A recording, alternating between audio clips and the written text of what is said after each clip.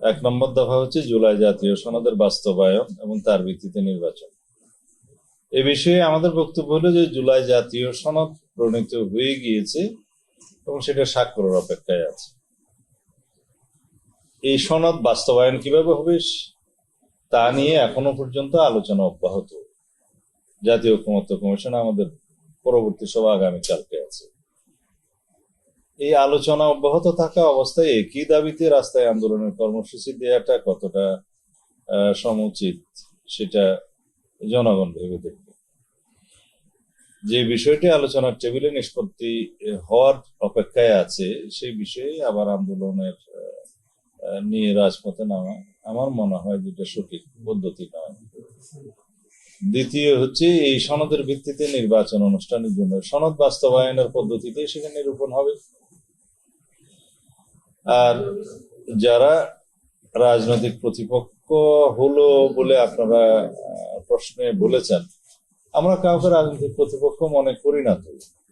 কারণ যারা গণতান্ত্রিক প্রক্রিয়ায় রাজনীতি করবে তারা সবাই রাজনীতির মাঠে আমাদের রাজনৈতিক সঙ্গী। আমাদের মধ্যে নির্বাচন যখন অনুষ্ঠিত হবে প্রতিদ্বন্দ্বিতা হবে, প্রতিযোগিতা হবে। তাছাড়া রাজনৈতিক চর্চায় বিভিন্ন রকমের মতভিন্নতা থাকতে পারে, সেটা তারা জনগণের সামনে তাদের বক্তব্য দিবে, আমরা আমাদের বক্তব্য দেব। সেটা বিচারের দায়িত্ব, বিবেচনার দায়িত্ব জনগণের। আমরা এইভাবেই দেখি রাজনৈতিক মাঠে আমরা কাউকে প্রতিপক্ষ শব্দটি ব্যবহার করতে চাই না।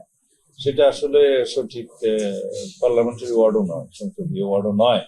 রাজনৈতিক ময়দানে সবাই আমরা সৌহার্দ্যপূর্ণ পরিবেশে রাজনীতি চর্চা করব, সেটাই বর্তমান সময়ের চাহিদা এবং দাবি। জাতির প্রত্যাশা যে গণতন্ত্রের চর্চা হবে, বহুমত পোষণ করবে, আবার সহমত পোষণ করবে জাতীয় ইস্যুতে। জাতীয় ঐক্য আমাদের প্রয়োজন জাতীয় ইস্যুতে, জাতীয় যে কোনো গুরুত্বপূর্ণ ইস্যুতে আমরা সকল গণতান্ত্রিক রাজনৈতিক দল একমত পোষণ করব জাতীয় স্বার্থে।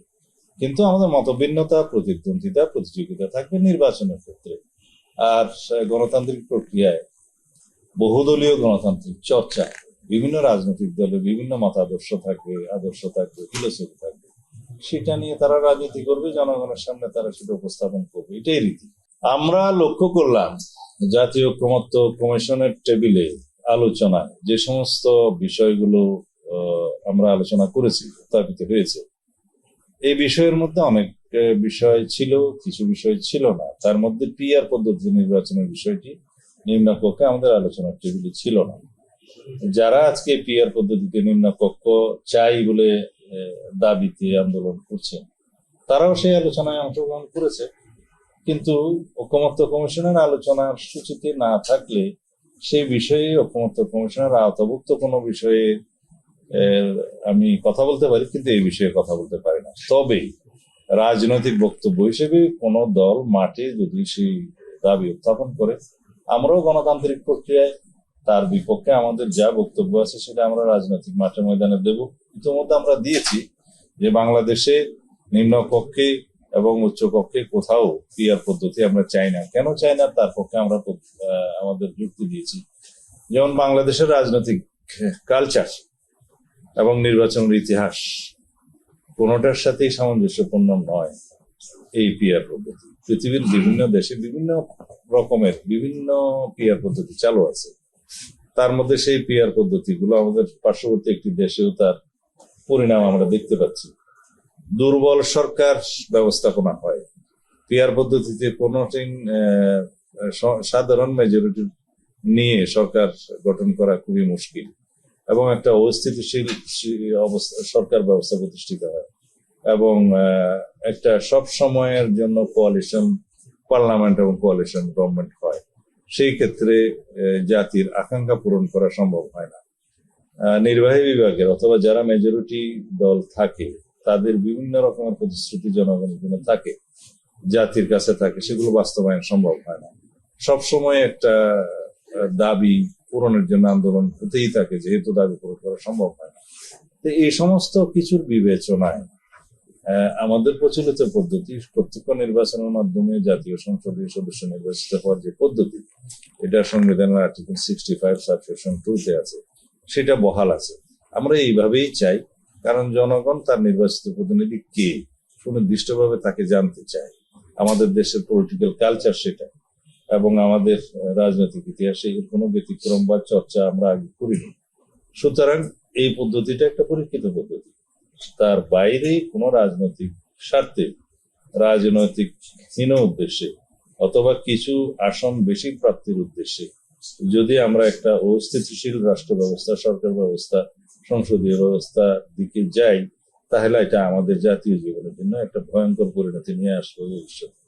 সেজন্য আমরা এই পিআর পদ্ধতিকে প্রত্যাখ্যান করি। এদেশের জনগণ পিআর পদ্ধতি পক্ষে নয়। কেউ যদি এই রাজনৈতিক দাবি তাদের নির্বাচনী ম্যানিফেস্টোতে উল্লেখ করে পরবর্তী নির্বাচনে অংশগ্রহণ করে তারা যদি ম্যান্ডেট প্রাপ্ত হয়, তখন তারা জাতীয় সংসদে সেভাবে আইন প্রণয়ন করতে পারবে। যে কোনো রাজনৈতিক দল তার গণতান্ত্রিক অধিকার হিসেবে তাদের রাজনৈতিক বক্তব্য নিয়ে মাঠে যেতে পারে, রাজপথে যেতে পারে, জনগণের সামনে উপস্থাপন করতে পারে।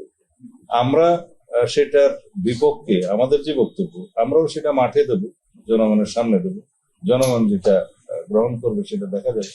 নির্বাচনকে বিলম্বিত করার জন্য অথবা বাধাগ্রস্ত করার জন্য যে কোনো রাজনৈতিক কৌশলকে দেশের জনগণ প্রত্যাখ্যান করবে, সেটা আমরা আগেও উচ্চারণ করেছি। কারণ এই দেশের জনগণ দীর্ঘ 16-17 বছরের অবিরাম সংগ্রাম করেছে, রক্ত দিয়েছে, শহীদ দিয়েছে। কিসের জন্য? ভোটাধিকার প্রয়োগের দাবি আদায়ের জন্য, গণতান্ত্রিক অধিকার প্রতিষ্ঠার জন্য, সাংবিধানিক অধিকার প্রতিষ্ঠার জন্য, সর্বশেষ বৈষম্যহীন সমাজ ব্যবস্থা কায়েমের জন্য এবং রাষ্ট্র ব্যবস্থা সংস্কারের জন্য। পরে এই দাবি গণদাবিতে পরিণত হয়েছে। এইগুলো বাস্তবায়ন তখনই সম্ভব হবে যখন আমরা একটা সুষ্ঠু, নিরপেক্ষ, অবাধ, গণতান্ত্রিকভাবে নির্বাচিত জাতীয় সংসদ পাবো, রাজনৈতিক সরকার পাবো। তো সুতরাং এই পথে যারাই বাধা সৃষ্টি করতে চাইবে কৌশলে, রাজনৈতিক হীন উদ্দেশ্য চরিতার্থ করার জন্য, দলীয় হীন উদ্দেশ্য চরিতার্থ করার জন্য, সেটা জনগণ প্রত্যাখ্যান করবে বলে আমরা বিশ্বাস করি। এখন শেষ বিচারে জনগণই হচ্ছে বিচারক এই সমস্ত রাজনৈতিক কর্মসূচির জবাব দেওয়ার জন্য। আমরা রাজপথে আমাদের শক্তি প্রদর্শন করতে পারি, আর একদল আরেকদল শক্তি প্রদর্শন করতে পারে, কিন্তু সেই বিষয়টা নির্ধারিত হবে কোথায়? জনগণের সার্বভৌম ভোটাধিকার প্রয়োগের মধ্য দিয়ে তো আমরা সেখানে যাই না। আমরা পিআর পদ্ধতির বিপক্ষে উচ্চ নিম্ন কক্ষ সর্বত্র। কারণ আমরা বলেছি যাদের রাজনৈতিক এজেন্ডা আছে পিআর পদ্ধতি প্রতিষ্ঠার জন্য, তারা তাদের নির্বাচনী ইশতেহারে সেই বিষয়টা উল্লেখ করে জনগণের কাছে যাক। জনগণের ম্যান্ডেট যদি তারা প্রাপ্ত হয়, তাহলে তারা তাদের সেই রাজনৈতিক আদর্শ বা কৌশল তখন তারা প্রণয়ন করতে পারবে, আইন প্রণয়ন করতে পারবে। দৈনিক বাংলাদেশ মিডিয়া, সত্যের সন্ধানে সারাক্ষণ।